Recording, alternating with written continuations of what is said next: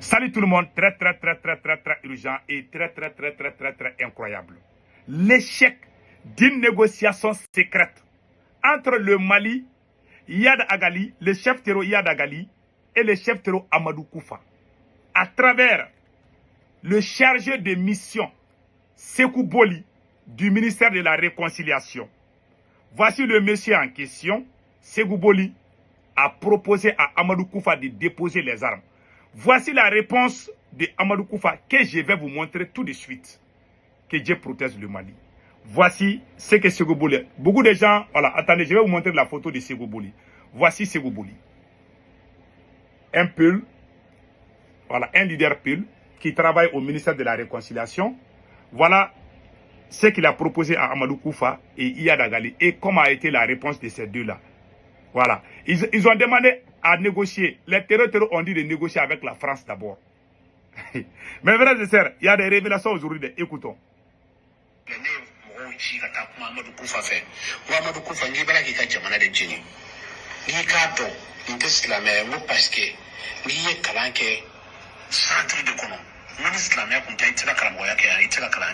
Écoutez, je vais traduire.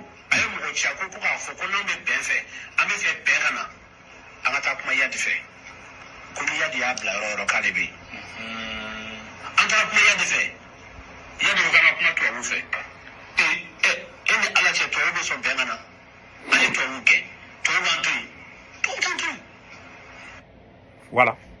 Il est chargé des missions conseiller au ministère de la Réconciliation du Mali. C'est un leader peul.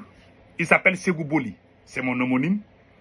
Il dit qu'il a envoyé des émissaires pour parler avec les chefs terreau Amadou Koufa.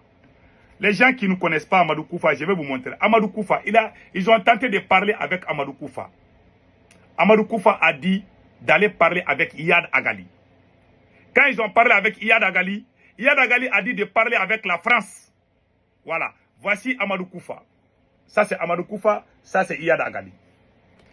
Amadou Koufa a dit que lui ne peut pas prendre la décision, que lui, son chef, est Iyad Agali. Et Iyad Agali est installé en Algérie. Le Mali a envoyé des émissaires chez Iyad Agali pour qu'on puisse discuter, pour qu'on puisse négocier. Iyad Agali a dit de parler avec la France d'abord. Voilà les preuves. Moi, ce n'est pas moi qui ai dit. C'est le conseiller spécial du ministère de la Réconciliation, Sékou Boli. C'est lui qui a dit. Il connaît là où se trouve. Lui-même, il a pris les armes un moment. Lui, il était chef rebelle un moment. Donc, aujourd'hui, il est venu pro, tu vois. Donc, il a changé. Il dit qu'il a envoyé des gens. Voilà. Il a envoyé des gens. Il a envoyé des gens pour parler avec Amadou Koufa. Amadou Koufa a dit d'aller parler avec Iyad Agali. Iyad Agali a dit non.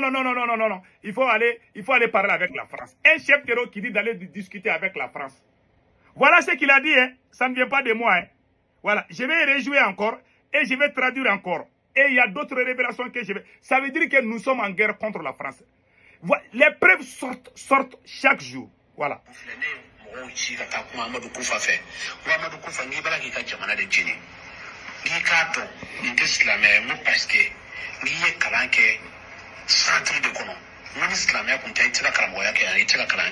Voilà. Il dit qu'il a envoyé des gens pour dire à Amadou Koufa, mais tu es en train de tuer les gens. C'est le Mali qui t'a mis à l'école. Tu as étudié au Mali. Pourquoi tu tues les Maliens? Amadou Koufa lui a dit d'aller voir Iyad Agali. Iyad Agali a dit d'aller voir la France. Écoutons le reste.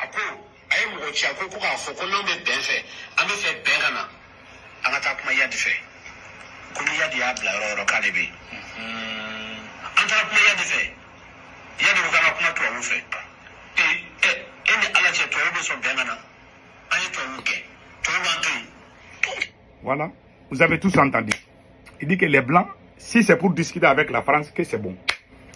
Ah, l'État m'a donné raison. Je vous ai dit, négocier avec les terroristes, ça veut dire négocier avec la France. Ces terroristes que vous voyez là, vous voyez Wassim Nasser fait la publicité de ces terroristes là chaque fois là. C'est la France qui est derrière ces terroristes.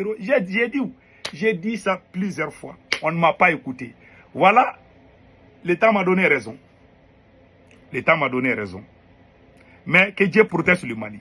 Ces gens n'ont pas fait. Si vous voyez que moi je dis aux autorités maliennes d'amener des sérieux débats au Mali, on n'a pas encore fini avec ces gens-là. Ces gens ont fait des vidéos de dissimulation que les terreaux, voilà, que les terreaux ont renversé Assimi Goïta, ont capturé Assimi Goïta. Écoutons ça, vous allez voir. Fin 2024. Dans la région désertique du Sahel, le GSIM, groupe de soutien à l'islam et aux musulmans, une filiale d'Al-Qaïda, a considérablement gagné en influence. Le 14 novembre, il s'empare de la ville de Kati et capture l'homme fort du Mali, le colonel Assimi Goïta, qui était au pouvoir depuis un coup d'État en 2020. Les djihadistes sont alors à 15 km de Bamako. La première question à se poser concerne... Vous avez tous entendu? C'est une vidéo de simulation que la France a fait. Et maintenant, ils vont dire que c'est Yadagali qui est le nouveau président du Mali. Ce sont les choses que la France est en train de faire. Soyons vigilants. Écoutons. Depuis Bamako. 10 jours plus tard, Yad Ag-Ghali, leader historique du GSIM, s'avance sur la terrasse du palais présidentiel et proclame le califat du Mali. Le Sahel s'enflamme et le GSIM sème la terreur dans la région. Vous avez tous entendu? C'est des vidéos de simulation. Ça, ils sont en train de montrer que c'est Yad Ag-Ghali qui va devenir le nouveau président du Mali. Ils ont fait la même chose en Libye, ça a marché. Ils ont fait la même chose, je ne sais pas, en Syrie, ça a marché. Voilà. Ils veulent faire la même chose au Mali, au Burkina et au Niger. Moi, ce que je dis au peuple malien, c'est de rester vigilant.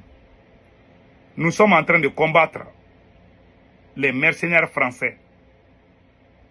Ces gens ne sont pas des djihad ou des gens qui combattent l'islam. C'est des mercenaires français. C'est des gens qui travaillent pour la France. Un chef terroriste qui dit que lui, il se bat pour l'islam, c'est lui qui va nous dire de discuter avec la France. C'est des choses comme ça qui se passent. C'est des choses qu'on doit vous montrer pour que vous sachiez. S'il y a choses sérieuses, s'il y a débat sérieux qu'on doit faire sur les réseaux sociaux, ce sont ces choses-là.